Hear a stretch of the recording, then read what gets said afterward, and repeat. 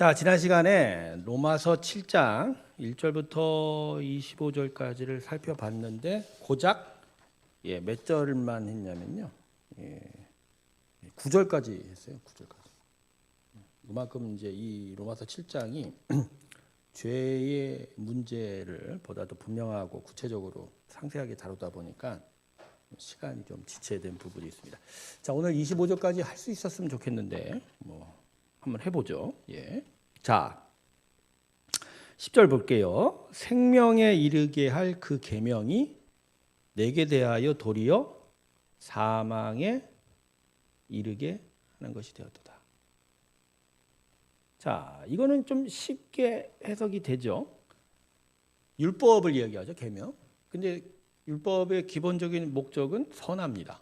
그러니까 어디에 이르게 한다고요? 생명에 이르게 하죠. 하나님이 율법을 주신 목적은 선한 겁니다. 어떻게 생명에 이르게 하죠? 율법을 다 지키게 하면서 하나님께 거룩한 자, 완전한 자로 쓰면 심판받을 것이 없잖아요. 심판받을 것이 없잖아요. 율법 자체가 노리는 바는 바로 그 부분이죠. 그런데 어디에 이르게 됐대? 결과는요? 사망에 이르게. 왜요? 왜 사망에 이르게 되죠? 쉽습니다. 사람이 율법을 다 지킬 수 있습니까? 없습니까? 없죠. 그러니까 무능력하죠. 무능력. 무능력합니다. 자, 그러면 여기서 이제 고민을 한번 해봐야 돼요. 그러면 왜 하나님이 사람이 무능력한데 계명을 주었을까요? 그러니까 사람이 무능력한데 왜 계명을 주었냐는 거죠. 자, 여기서 우리가 그러면 하나님은 계명을 주면서 오히려 사람으로 하여금 죄를 더 분명하게 드러내어 심판하려고 하시는 거 아니야? 이런 반문을 할 수 있겠는데 그건 아니고요. 우리가 율법 안에 또 다른 장치가 있는 걸 보셔야 돼요. 자, 여러분 구약 모세오경의 율법에 대한 전문을 이제 기록을 하고 있는데 그 외 다른 계명과 이런 것들은 바리새인들이 만든 전통이고요. 모세오경에 나타난 이제 율법을 좀 살펴보시면 되는데 모세오경의 율법의 핵심은 제가 우리 성도님한테 계속 얘기했지만 쉐마입니다. 쉐마. 신명기 6장 들으라. 너희 하나님을 마음과 힘과 뜻을 다하여 사랑하라. 이게 율법의 기본 정신이에요. 즉 뭐냐면 무엇을 지켜서 거룩함을 드러내는 게 아니라 마음의 중심에 하나님을 온전히 섬기는 것에 대한 이야기. 자, 그런데 그럼에도 불구하고 율법 안에 또 다른 장치가 있어요. 그게 뭐냐면 제사법입니다. 제사법. 자, 여러분 왜 하나님께서 제사법을 주셨죠? 고민해 보셔야 돼요. 제사. 자, 여러분 이전에 이제 이런 부분은 조금 이야기가 이 고대 근동이라고 하는 가나안 땅 주변에 있는 그 땅에 있는 사람들이 자신의 신을 예배할 때 보통 제사라는 형식을 빌렸습니다. 그러니까 제단을 차려놓고 음식이나 죽은 동물을 바치면 그것을 태우거나 아니 향을 내거나 자르거나 그러면 자신의 신이 그것을 받는다고 생각을 하고 그러면서 바치면서 자기가 원하는 것들에 대해서 요구를 하게 되죠. 근데 이제 요게 이제 개인적으로 이제 하나님께 제사 드리는 방식이고 요게 이제 집단적으로 어떤 전체적인 어떤 공동체적으로 하다 보면 이제 성직자가 생기죠. 제사장이 생기고 그런 제사장이 생기면서 좀 더 화려하고 그렇죠? 여러 가지 가릴 것, 안 가릴 것들을 정해서 이제 제사를 드리게 되는 거죠. 자, 그러니까 이스라엘 사람들에게도 하나님께서는 그들 속에서 그들이 이제 주변에서 보던 예배 방식을 명령하신 거예요. 여러분, 우리가 지금 예배하는 방식이요. 이 방식이 언제부터 생겼을 거라고 생각하세요? 지금 우리가 이렇게 예배하는 게 이스라엘 사람들이 옛날부터 예배했던 방식일까요? 아닙니다. 절대 아닙니다. 우리가 지금 예배하는 이 방식은요. 엄밀히 말하면요. 독일에서부터 시작이 된 방식이에요. 종교개혁 이후에. 종교개혁.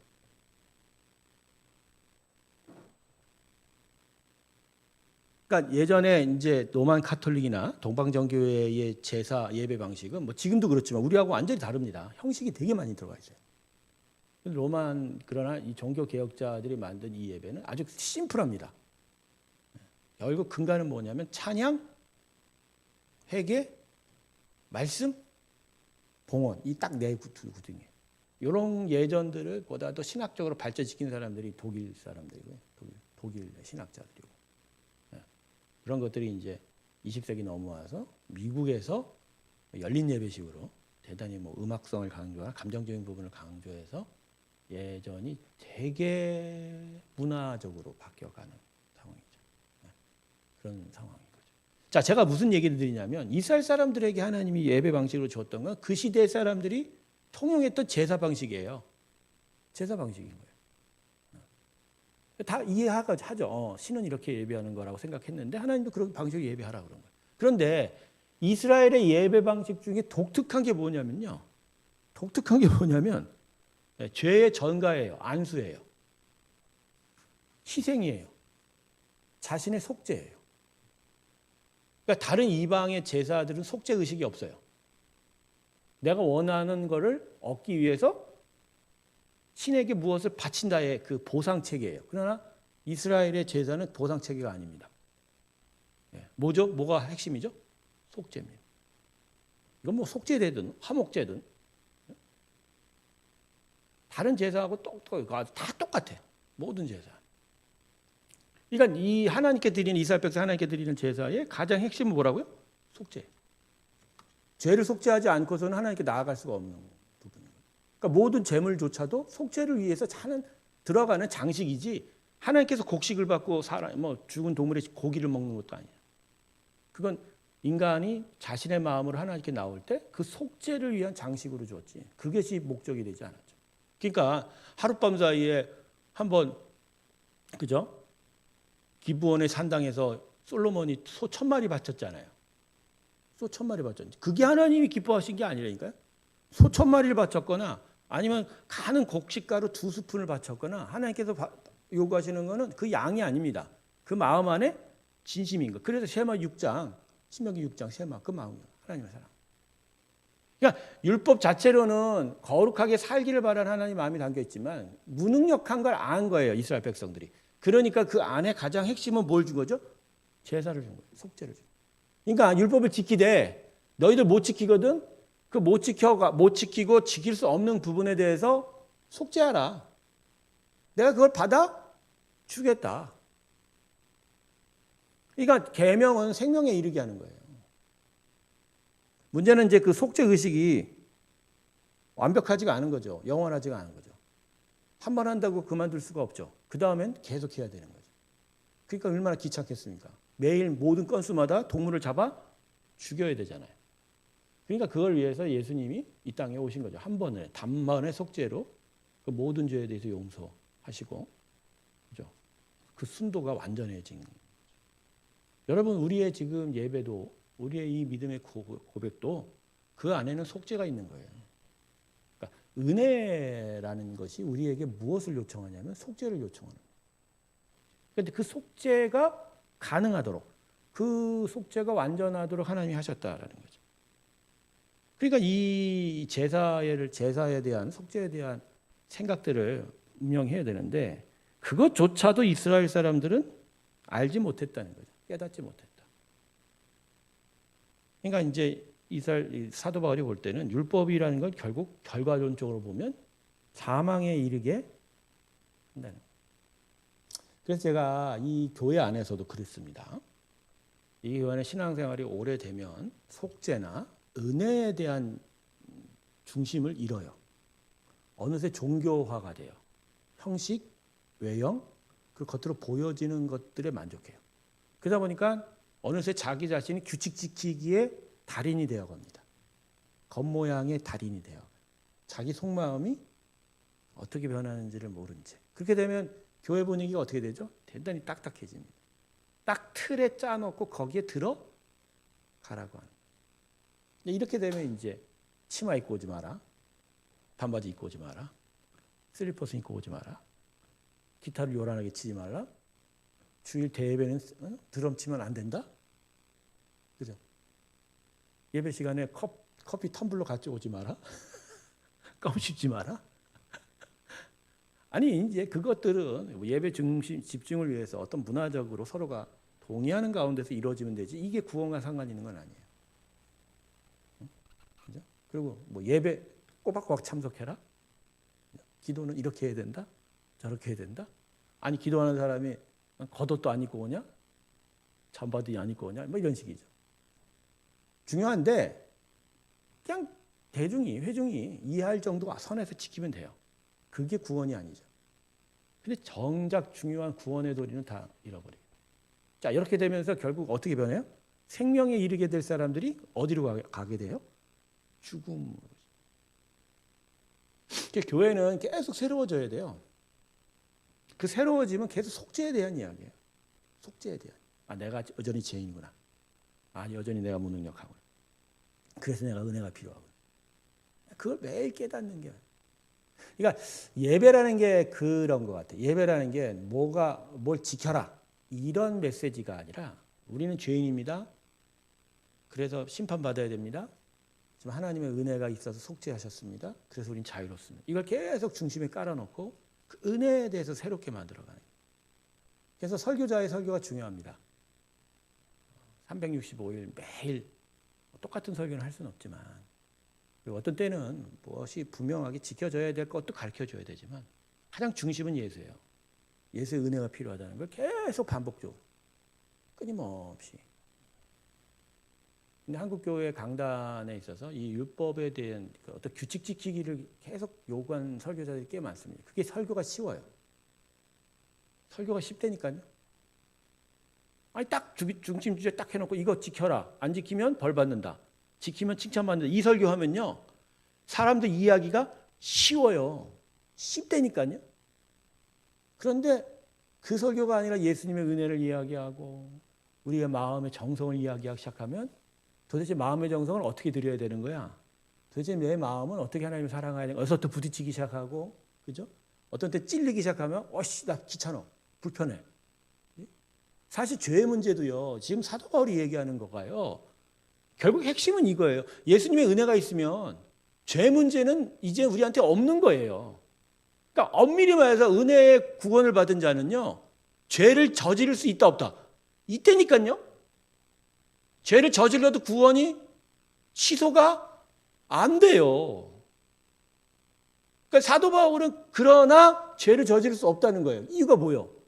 그 은혜의 속성, 그 예수의 속죄의 희생의 가치, 그리고 내 안에 성령이 들어와서 내 마음의 중심을 바꿔가는 과정이기 때문에 절대로 죄 짓는 곳으로 갈 수 없다. 그러나 이게 규칙 지키기는 아니거든요.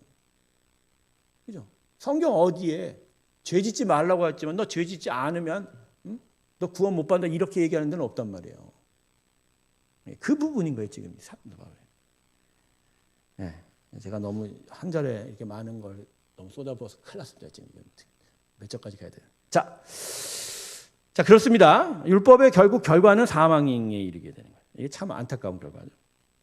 그러니까 죄가 기회를 타서 이제 11절 이제 이게 좀 더 어려운데 죄가 기회를 타서 계명으로 말미암아 나를 속이고 그것으로 나를 죽였는 자. 자, 이 사망에 이르게 되었다는 거 부연 설명인 것 같은데 이거 참 중요합니다. 이거 어려워요. 자, 여기서 말하는 죄는 죄의 권세입니다.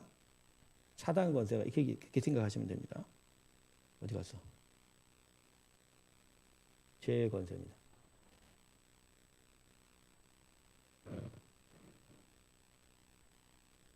네, 죄의 권세예요. 그러니까 이게 내가 저지른 어떤 죄한 그런 자범죄가 아니라 죄의 권세입니다. 자, 기회를 타서 이게 뭘까요? 기회를 타서. 이게 어렵습니다. 기회를 타서가 뭐죠? 아니, 죄의 권세가 기회를 타서. 이건 탐욕이 될 수 있겠죠. 탐욕. 내 자신의 탐욕이 될 수 있겠죠. 탐욕. 근데 문제는 계명으로 말미암아요. 이게 무슨 뜻이에요? 아니 탐욕을 아까 저번째 배운 거에 복사판, 그러니까 다 똑같은 반복일 수는 있어도 하지 말라 하면 한다고 하는 것처럼, 그죠? 탐욕을 통해서 율법의 어떤 그 역작용을 통해서 뭘요? 나를 속이고. 이게 오늘 여기서 핵심이에요. 왜 나를 속이죠? 지혜 권세가? 나를 속이는 게 뭘까요? 저도 이것 때문에 고민 많이 했어요.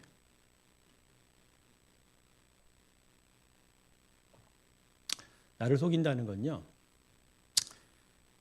죄의 욕망을 죄의 권세가 불러일으켜서 그 죄를 통해서 내가 무언가 이룰 수 있다라고 착각하게 만든다는 거예요.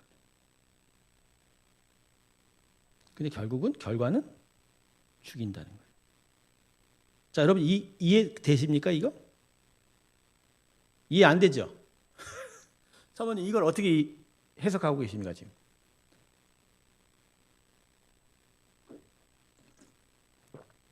사실 어려워요. 대부분의 주석은 그냥 지난번의 것과 똑같은 거예요. 저지르지 말라면 저지르는 것처럼 죄는, 죄의 권세는 율법으로 말미암아 오히려 더 죄짓게 만든다, 이렇게 이야기를 하고 있어요. 근데 나를 속인다라는 부분이, 여러분 죄가 여러분을 속인다라는 부분이 어느 지점입니까? 율법과 관계돼서. 그렇죠. 그게 부분이 합리화. 근데 이 합리화가 어떤 식의 합리화냐면, 이 정도면 그러니까 이 정도면 율법을 안 거스를 수 있다, 이렇게 얘기하기도 하고, 그죠?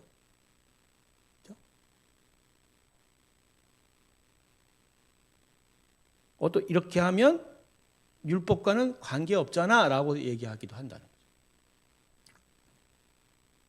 그러니까 죄의 권세가 하는 역할이요, 우리 안에서 탐욕을 부추겨서 죄를 저지르게 하는데, 거기에 율법이 들어와서 어떤 역할을 하느냐, 이 부분이에요.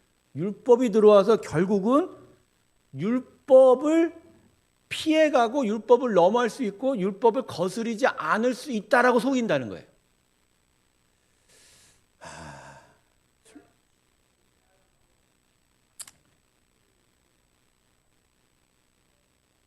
근데 지킬 수 없는 건 알잖아요, 사람이. 죄의 탐욕이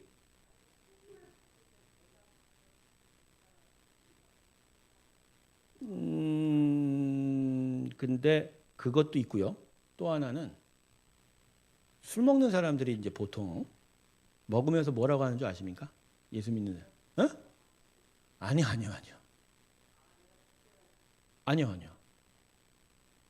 먹지 말라고, 술 자체를 먹지 말라고 한 말씀은 없어요.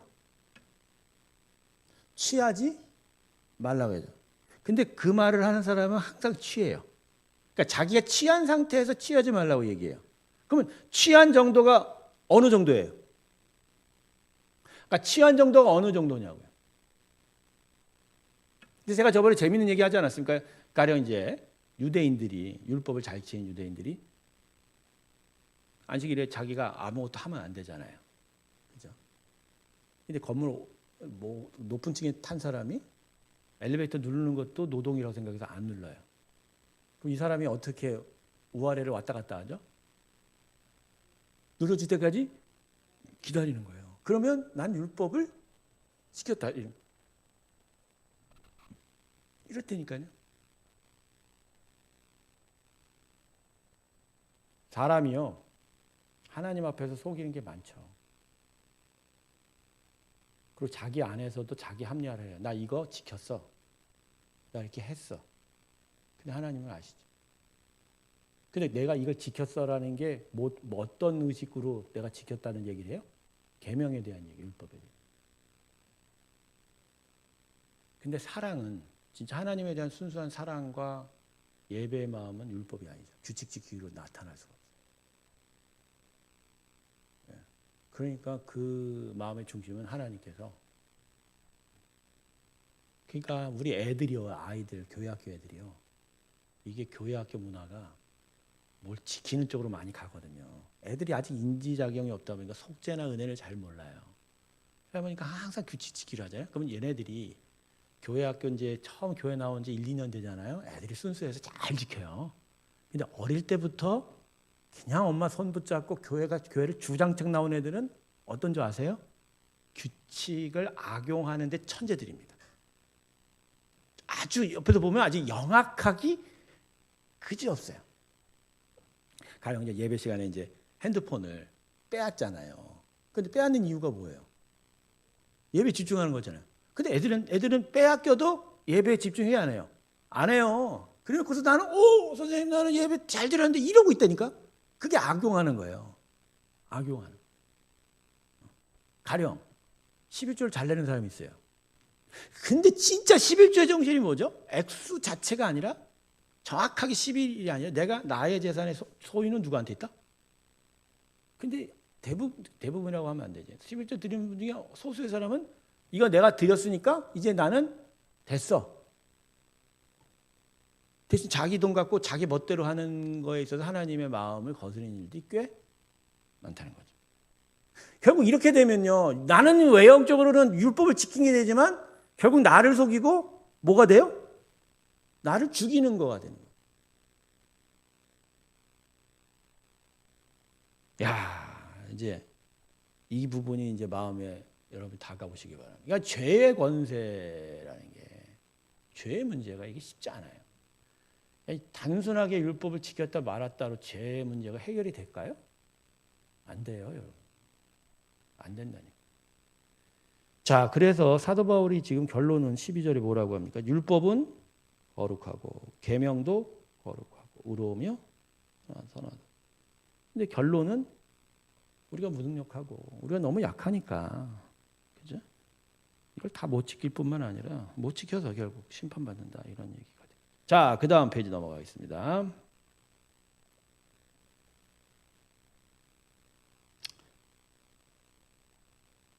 자, 그런즉 이제 12절까지 살펴본 거를 이제 정리를 하는 거예요. 그런즉 선한 것, 이거 율법을 얘기하는 겁니다. 선한 것. 내게 사망이 되었느냐? 그럴 수 없느니라. 율법은 나한테 사망이 되는 게 아니다. 오직 죄가 죄로 드러나기 위하여 선한 그것을 말미암아 나를 죽게 만들었습니다. 그러니까 율법이 나를 죽게 만들었은 게 아니라 죄임을 드러내면서 심판받게 되는 거예요.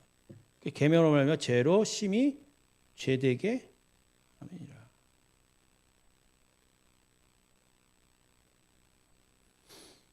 자, 이제 14절부터 좀 더 분명한 이야기들을 이제 하게 됩니다. 자, 죄의 권세 안에서 우리가 어떤 마음의 모양들이 있는지를 좀 함께 살펴보는 이제 일이 있어요. 자, 14절부터 이제 봅시다. 우리가 율법은 신령한 줄 알거니와 나는 어디에 속하여? 죄 아래 팔렸도다. 자, 여러분, 이 14절의 말씀이 믿는 자에 대한 이야기일까요? 믿지 않는 자에 대한 이야기일까요? 믿는 자에 대한 이야기. 이게 경각심을 갖고 보셔야 됩니다. 그러니까 율법이라는 이야기가 나왔다는 건 이미 유대인을 깔고 들어가는 거예요. 즉 하나님을 아는 자들이라는 거죠. 그죠? 그러니까 그 하나님을 아는 자, 즉 하나님의 율법을 받고 은혜를 받은 자들에게 나타난 일들, 그죠? 심지어는 예수 믿는 우리에게도 나타난 일들. 자, 율법은 신령한 줄 알거든요. 그러니까 하나님이 주신 선한 것이다. 그런데 현상은 우리의 영의 형상은 뭐죠? 육신의 죄 아래 팔렸도다.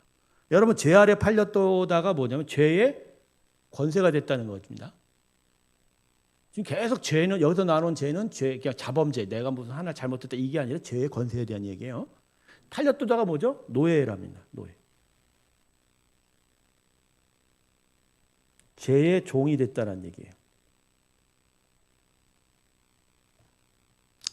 그런데 이 죄의 종이 돼서 육신에 속하면 죄의 종이 된다는 걸 내가 저번에 그림 그려드리지 않았나요? 그렇죠? 우리 안에 생기가 들어와 내 영이 살아서 하나님의 선한 성품을 갖고 사는 게 나의 원형인데 내가 범죄함으로 말미암아 하나님의 생기가 나가고 내 영은 죽어버리고 그러면서 사람은 착각하죠. 아니, 내 혼이 나를 다스린다 생각하는데 아니죠. 그 빈자리에 누가 들어왔다고요? 죄의 권세가 들어오는 거예요. 그 죄의 권세가 우리를 조종하는 거예요. 그게 육신의 속하예요. 그리고 어느새 죄의 노예가 되어버린 거예요. 여러분, 사람은 죽었다 깨어나도 아니요, 아예 존재 방식 자체가 자기가 자기 주인이 실제로 될 수 있습니까? 없습니까? 없습니다. 물론 자기의 의지가 있겠죠. 그러나 그 자기 의지에 영향을 미치는 건 영적 주인이 하나님이냐 죄의 권세냐에 따라다. 자, 이렇게 되면 질문 하나가 나와요. 그러면 뭐 그죠? 사단이 잘못한 거지 내가 제일 잘못 아니죠. 자기 의지는 있는 거지. 자기 의지는. 자, 15절. 내가 행하는 것을 내가 알지 못하노니. 자, 여러분 이 말이 중요합니다. 곧 내가 원하는 것을 행하지 아니하고 도리어 미워하는 것을 행함이라. 자, 이어서 미워한다는 주체는 뭐죠? 하나님이 싫어하신다는 얘기죠.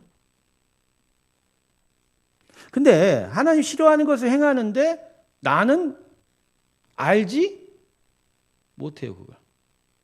왜 알지 못할까요? 제가 지금 말씀드렸어요. 이거 예수 아예 모르고 하나님 아예 모르는 자들에 대한 이야기가 아니라고요. 하나님은 아는 자, 율법도 받은 자들에 대한 이야기예요.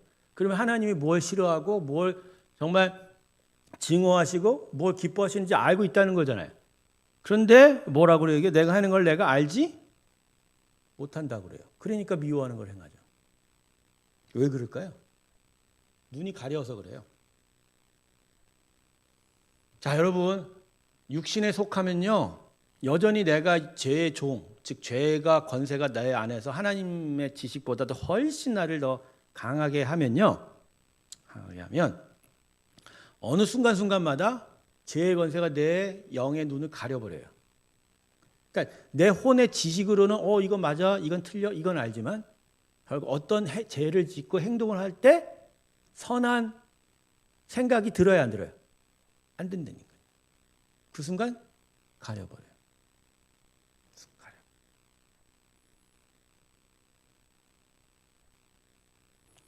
그러면 하나님 미워하는 일을 하죠. 그러니까 이게 겉모양으로 내가 하나님의 지식을 안다 안 안다로 선한 행동을 할 수 있다 없다가 아니에요. 우리의 영혼이 어디에 영향을 받느냐에 따라서 내 삶이 달라진다는 거예요. 근데 이게 참 힘든 거예요. 여러분, 지금 여러분의 영혼이 누구의 영향을 받고 있는지 여러분 분간하세요? 내가 예배실에 있다고, 내가 성경을 읽는다고, 내가 찬송을 읽는다고 내 영이 하나님의 영향을 받고 있다고 하고 장담할 수 있어요, 없어요?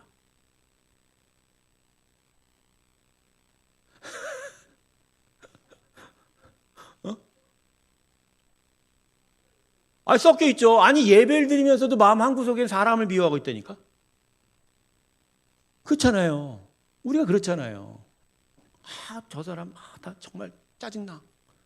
그걸 이제 놓고 기도를 하는 정도까지만 돼도 좋은데, 막 하나님을 찬양하면서도 마음 한구석에 뭐야? 여전히 짜증나. 안 봤으면 좋겠다. 동시에 같은 일이 일어나는데, 동시에 같은 일이 일어날 수 있겠죠? 하나님도 사랑하고 죄도 사랑해? 그러니까 속이는 거예요. 내가 모르는 거예요. 그 순간. 이런 일 많아요. 많다니까요. 그러니까 얼마나 이게 긴장하고 민감하게 하나님 뜻을 분별하는 데 이르러야 하는지 쉽지 않다.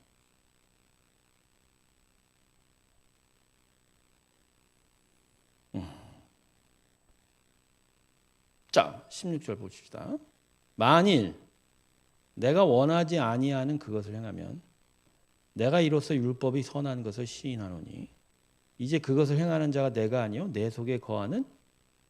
자, 이게 아주 이번 제가 여러분과 고민하고 싶은 문제 구절이 나왔습니다.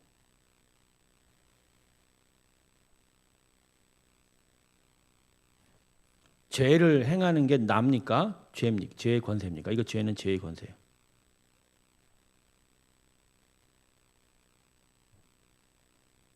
18절은 뭐라고 합니까? 내 속 곧 내 육신에 선한 것이 거하지 아니하는 줄 아노니 원함은 내게 있으나 선을 행하는 건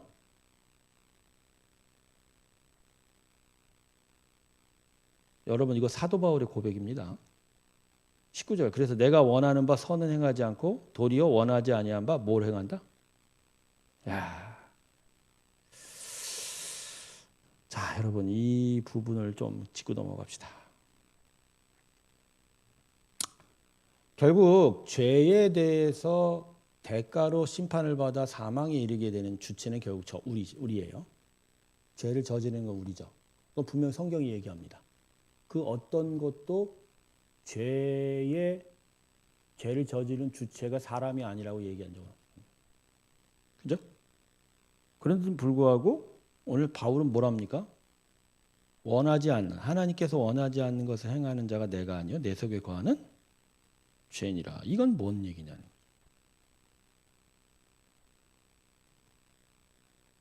아니 이 부분만 빼놓으면 16, 18, 19는요. 그건 넘어가요. 내가 여전히 부족하니까 내가 저의 죄를 저지르는구나. 그게 나오죠. 근데 문제 구절이 17절이에요. 그것을 행하는 자가 내가 아니요 내 속에 거하는 죄니라. 자, 여러분 이걸 어떻게 해석을 해야 될까요? 요것만 딱 띄어내면 이단들이 우리 구원받기 좋습니다. 사람은 연약하잖아요. 그거 당신들 안에서 죄의 권세가 역사하는 거니까. 그죠? 그러면 이제 구판 벌어지기 좋은 거예요. 그러니까 오늘 이 시간 여러분의 심령에서 죄의 권세를 쫓아내야 되셔야 돼요. 쫓아내야 됩니다. 쫓아내는 방식이 뭡니까? 안수받고 방언하고 신령한 기분이 여러분 안에 들어가서 죄의 권세를 쫓아내십시오. 그러면서 막 기도하게 하고 방언하게 하고 그죠? 막 안수받고 막 쓰러지게 하고 그러면서 또 그죠? 막 거품을 일어갖고 여러분 안에 거품이 일어나야지 그게 죄의 권세가 떠나는 증거가 됩니다. 아니 제가 지금 딴말 하는 게 아니라 이단들이 하는 얘기 그대로 하는 거예요. 이런 식으로 할 수 있다니까요. 이런 식이 되면요. 사람은 죄를 저지르는 자들이 아니에요. 피해자가 돼요. 이런 교리가요. 사람들한테 먹혀요. 죄를 심각하게 짓고 정말 죄로 인해서 많은 어려움을 당한 자들이 그 죄책감으로 말미암아 고통당하는 자들이 있어요. 근데 그 자들에게 이 말을 요것만 딱 띄어서 주면 죄책감에서 해방돼요. 내가 피해자구나. 하나님이 날 피해자로 생각하죠.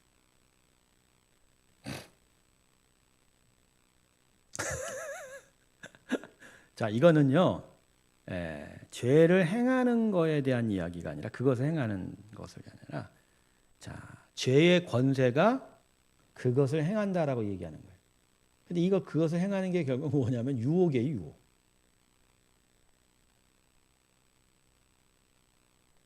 그러니까 죄를 저지른다라는 얘기가 아니라 죄의 권세가 우리를 유혹하고 거기에 내가 무능력해서 넘어질 수밖에 없다라는 걸 이야기해요. 그래서 원함은 내게 있으나 18절 보죠. 원함은 내게 있으나 내가 하나님을 아니까 그러나 그 유혹을 이기지 못해서 어떻게 된다고요? 선을 행하는 게 없다라는 거죠.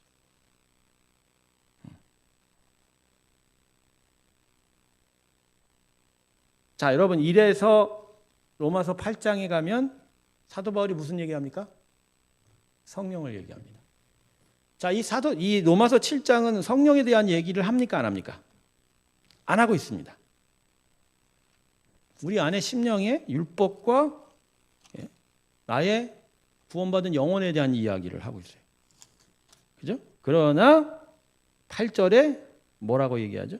그러므로 8장을 넘어가면 그러므로 이제 그리스도 예수 안에 있는 자에게는 결코 정죄함이 없나니 이는 그리스도 예수 안에 있는 생명의 성령의 법이 죄와 사망의 법이 너를 해방하였습니다. 전진적으로 지금 끌고 가고 있는 거예요. 그러니까 성령이 안 계시면 성령이 우리 마음을 죄의 권세로부터 유혹하는 걸 막아내고 하나님의 생각을 계속 지켜가게 하는 그 도우심이 없다.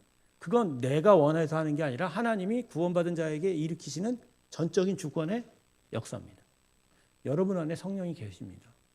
여러분 안에 여러분의 연약함과 여러분의 부족함을 위해서 계속 말씀하고 계세요. 여러분 도와주고 계십니다. 그러나 그 성령이 없으면 우리 안에 이 죄의 권세를 이길 수 있습니까? 없습니까? 못 이겨요. 지금 이제 7장 오늘 이번 마지막 본문까지 계속 나오는 이야기가 그거예요. 바울의 자기 고백이에요. 내가 못 이겼다 이거예요. 내가 못 이겼다는 거예요. 20절 보세요. 여러분. 만일 내가 원하지 않은 그것을 하면 이를 행하는 자는 내가 아니요 내 속에 거하는 야, 이거는 자기가 죄를 안 지었다는 얘기가 아니라 이 모든 일에 근원적인 권세가 죄의 권세가 있다는 거예요.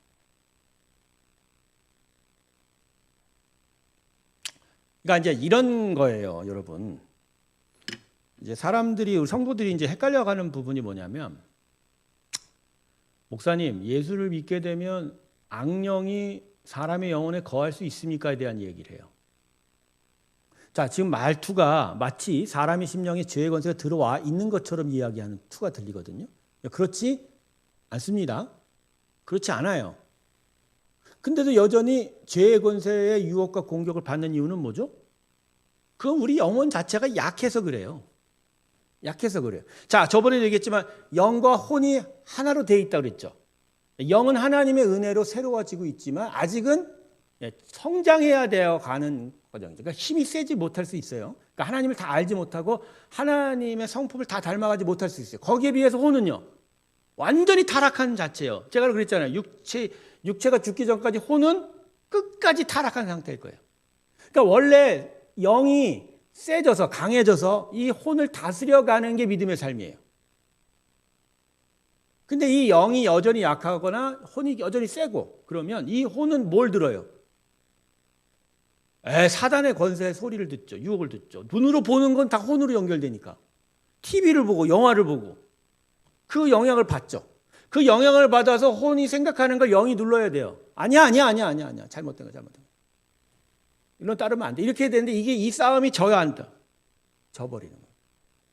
근데 성도들은 악령이 마치 내 안에 들어와 있는 것처럼. 그리고 또 이래요. 또 반대로. 그럼 내가 예수 믿으면 악령은 내 안에 안 들어와 있으니까 나는 철저하게 하나님께 보호받는다. 그것도 틀려요. 하나님 보호하시려고 했지만 내 안에 결국 나의 판단은 누가 내려요? 내가 내리는 거예요. 내 영혼. 근데 그놈이 죄의 권세 유혹에 못 이겨서 넘어가면 넘어가는 거예요. 안 지켜서가 아니에요, 하나님이. 안 지켜서가 아니에요. 그럼 하나님은 어떻게 지키시냐? 성령을 통해서 영도 지키지만 삶의 수많은 골목마다 예비하심이 있어요. 죄를 저질러 가는 그 길에 하나님이 끊어놓던지 죄를. 그러니까 그 환경적으로나 그들의 삶에 들어가시는 역사가 있단 말이에요. 그게 지킴이에요. 그러니까 마치 하나님이 내 안에 들어와서 나를 완전히 100% 보호해 준다 그건 아니에요. 왜냐하면 사람 자체가 이미 자유의지를 갖기 때문에. 그렇게 하시지 않아요. 그러나 하나님께서 끝까지 보호하신다는 것은 말씀도 있지 않습니까? 시험을 당해도 능히 이길 길을 주시는 아니면 피할 길도 주시고 그 길이 하나님이 그 인생 속에 개입하시는. 어제 내가 중요한 글을 한 길을 읽었는데 유호준 목사님 제 스승이 그런 얘기를 했어요. 사실 이전에 썼던 글 중에 또 다른 걸 발췌해서 보내셨는데 우리는 인생을 내가 걸어가는 한 길과 하나님께서 나를 간섭하는 또 한 길이 만나서 여기서 일어나는 일로 생각을 한다. 그러니까 내가 가는 길에 갑자기 하나님이 끼어들어서 개입을 하고 갑자기 하나님께서 들어오셔서 막 도와주시고 이렇게 생각을 한다. 그래서 때로는 하나님의 개입이 없으면 내가 버려졌나라고 생각을 하고 또 때로는 너무 많은 간섭이 들어오면 너무 하나님이 나를 그죠? 괴롭게 한다라고 생각할 때가 있다. 근데 그것이 아니다라고 얘기하는. 하나님은 내 인생이 그려져가는 그 모든 일들의 도화지다라고 그러더라고요. 그 위에 내가 막 이렇게 꼬불꼬불 가도 결국 내가 인생을 써가는 그 판 자체가 누구라고요? 하나님. 그러니까 하나님이 다 지키고 계십니다. 그걸 개입하신다는 얘기 자체가 우리의 언어적인 한계예요. 개입이 아니고요. 그냥 그냥 다 보고 계시는 거예요. 그러다가 불쑥 너무 위험하니까 딱 막아서기도 하고, 너무 그러니까 막 인생 자체가 사실 하나님이에요. 우리 인생이 살아가는 모든 시간이 하나님. 결국은요, 하나님이 구원하실 거예요. 이것저것 실수와 실패와 죄악과 타락이 겹쳐가도 우리는 그 하나님이 펼쳐놓은 인생길을 걷다가 결국 하나님께 갈 거예요. 그러면 이제 택함받지 못한 사람은 뭐냐는 거죠. 택함받지 못한 사람. 이게 이제 물음표예요. 아닌 거예요. 아닌 거예요. 이게 그래서 마땅히 생각할 것 이상 생각하지 않는 게 여기에 맞는 얘기인지 모르겠지만 모든 걸 다 알 수는 없어요, 우리. 근데 우리는 그 모든 걸 다 알아야 다 깨달을 수 있다고 생각하는데 안 그래요. 다 알아도 못 깨달아요. 네. 한계예요, 한계. 왜 그럴까? 그러니까 가끔 저는 이런 생각합니다. 여기서 우리가 막 창피하다고 생각하고 추하다 생각하고 이건 아니라고 생각했던 것들이 나중에 가면 뒤집혀 있는 것도 많을 거예요. 그것도 그 나름의 의미일 거다. 큰 어떤 안 좋은 사건이 있었던 분이 계셔요. 많은 사람이기보단 적지 않은 사람들이 그분을 위해서 피해를 받았어요. 하지만 그분의 인생은 그래도 하나님 앞에 섰었어요. 하나님께 섬기려고 그랬고 또 많은 일들을 하려고 했었던 거죠. 근데 그것은 한 긴 병석에서 식물일관으로 한 8년 정도 살 수밖에 없는 걸 결국 마감을 졌는데 과연 이 인생을 보면서 우리는 뭐라고 판단할 수 있냐는 거죠. 저 사람은 저랬으니까 나쁜 사람이? 그래도 저 사람은 그렇게 하나님을 사랑했으니까 그래도 하나님께 그거 다 우리의 부족한 머리로 나오는 해석이지 하나님 뭐라고 그러실까요?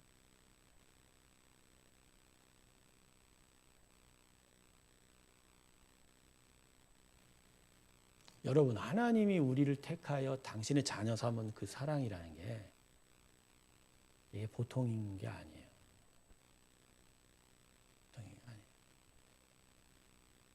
제가 요새 이제 은혜라는 단어에 사실 마음을 놓고 하지만 어떤 은혜가 너무 크기 때문에 난 아무렇게 살아도 이런 뭐 자유방임, 뭐 방종 이 이야기가 아니라 세상에 그 어떤 것도 하나님의 은혜를 뛰어넘을 게 없어요.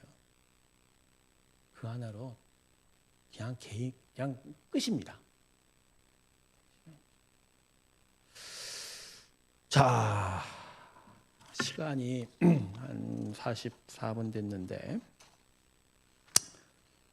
자, 21절 좀 넘어갈게요. 그리고 아마 다음 주까지 해야 되지 않을까 보겠습니다. 자, 21절. 자, 그러므로 내가 한 법을 깨달아. 이 법이 뭘까요?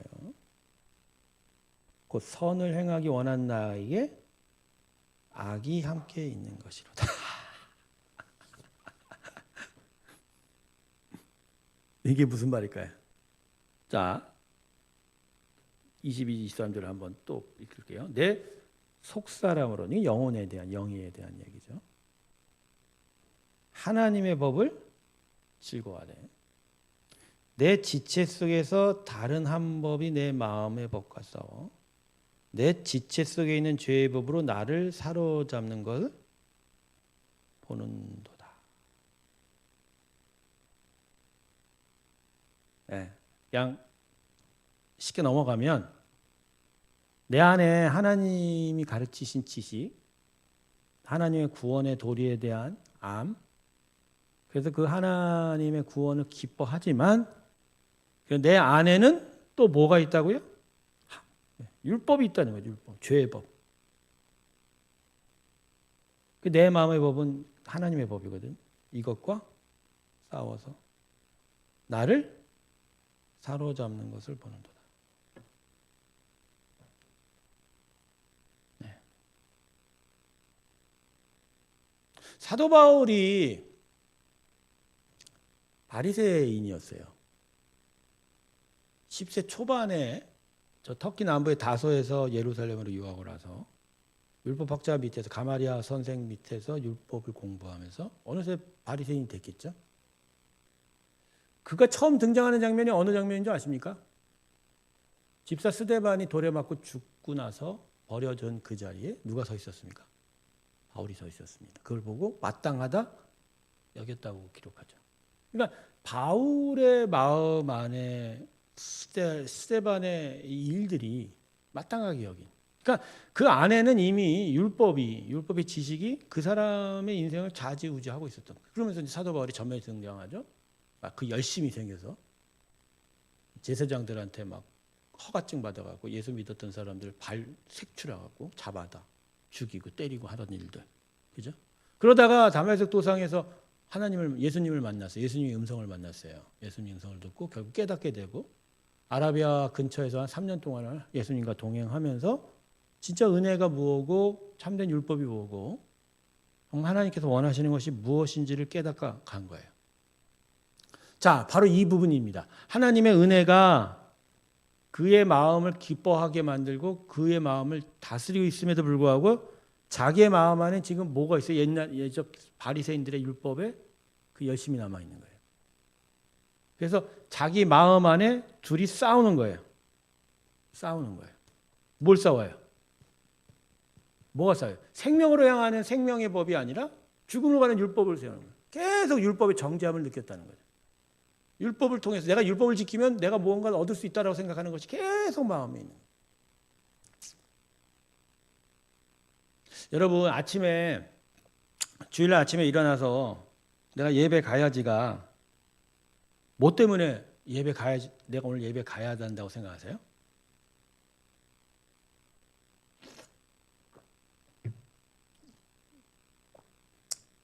최미아 간사님 주일 아침에 예배 가야 되는 생각을 왜 하세요? 그래도 교회에서 페이스텝이니까 가줘야 된다고 오시는 거예요? 아니면 진짜 내가 오늘 하나님을 예배해야 된다고 얘기하신 거예요? 내가 오늘 교회에서 맡은 일이 많으니까 그거 해야 된다고 오는 거예요? 또 내가 안 나가면 또 사람한테 욕먹을까 봐 오는 거예요?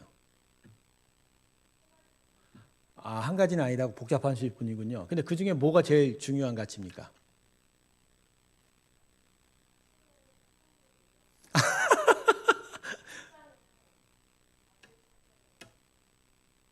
전 제 얘기를 할까요? 이제 와서 이제 목회한 지가 대략 한 28년 됩니다.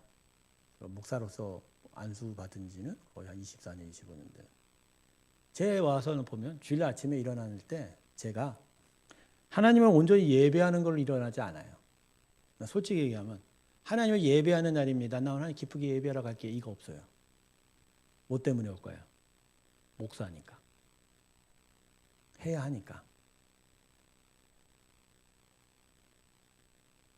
그리고 내가 이거 오늘 안 하면 비난받는 것보다 내가 그 자리에 안 지키면 참 어려움이 많이 발생할까까지는 생각해요. 그럼 마지막에 비난받을 거예요. 제가 왜 이 얘기를 할까요? 사도 바울의 마음에 이 부분이 있었을 거예요.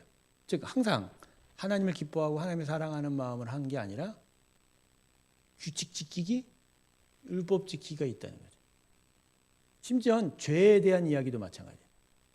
하나님을 사랑해서 죄를 안 짓는 게 아니라 지키지 말라고 하니까 안 지킨 거지.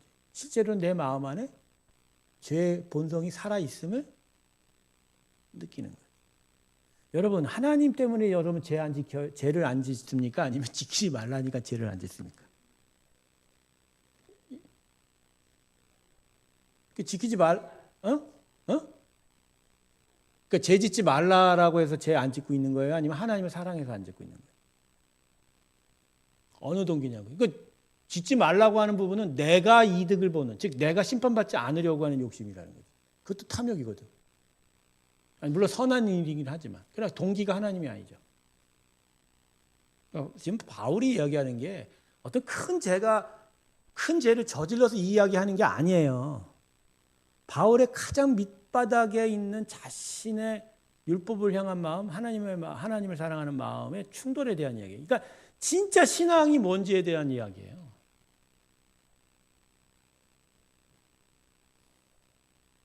가령 제가 오늘 지금 얘기했잖아요. 하나님을 정말 예배하기 원하는 마음으로 예배할 나오지 않고, 그죠? 내가 뭔가 해야 되고, 뭔가 욕먹지 않고, 뭔가 나 아니면 힘들어지니까 나왔다라는 건 하나님 예배하는 겁니까? 안 하는 겁니까? 안 하는 거거든요. 근데 그게 나를 속여요. 그래도 내가 하나님께 예배했다고 속여요. 속이잖아. 아니, 그냥 속이는 거예요. 예배를 지내면서, 나 오늘 예배 드렸다 이러죠. 근데 그 사람은 예배 드린 게 아니지. 자기가 할 일 한 거지. 바울이 얘기하는 건 그 얘기예요. 근데 이 얘기 이제 강의 듣는 사람도 그럴 거야. 복잡하게 뭐 여기까지 생각하고 살아. 그냥 드리면 드리는 거 말면. 그렇지 않다니까요, 여러분.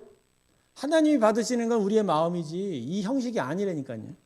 예배는 드리는 거에 초점이 있지 않고 하나님이 받는 거에 초점이 있다는 거죠. 바울이 이야기하는 건 바로 이 부분이에요. 신앙에 바리새인들과 유대인들, 이 율법주의자들이 원하는 건 자기 만족에 의해서 신앙생활한 거야. 이건 가짜다는 거지. 진짜 신앙생활 하나님 받으실 만한 거라는 거죠. 그렇잖아요. 죄의 문제도 그래요. 외형적인 규칙 지키기로 안 지키는 게 아니라 그 마음 안에 진짜 하나님 사랑해서 내가 죄 짓지 않는 마음이니까. 그러니까 24절 그 밑에 뭐라 그래요? 오호라 나는 공고한 사람이에요.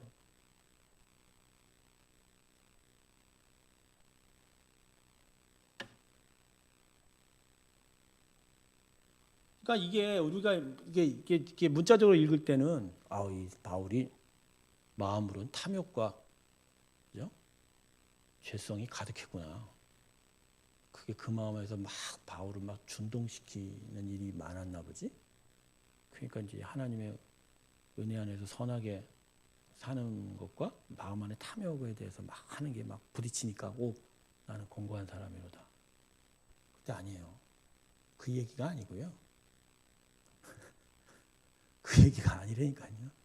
진정 참된 하나님을 사랑하는 그 마음의 중심과 여전히 종교적으로, 여전히 외형적으로 규칙을 지키는 정도 선에서 자신의 육신의 만족을 위해서 사는 그 영혼에 대한 이야기예요.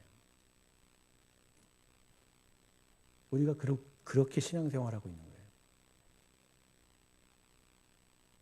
그러니까 이 쉐마, 신명기 6장의 쉐마가 이게 얼마나 어려운 겁니까?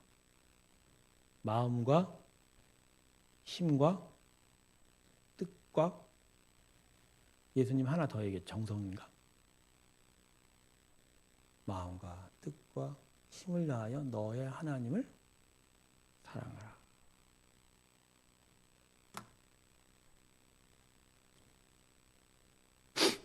이 부분에, 그러니까 이렇게 총체적으로 사도 바울은 인간의 완전 타락, 절대적인 무능력, 죄의 권세를 이길 수 없는 그 연약함. 그럼에도 하나님이 성령을 통해서 이기게 하시는 그 은혜, 이 이야기를 하는 거죠.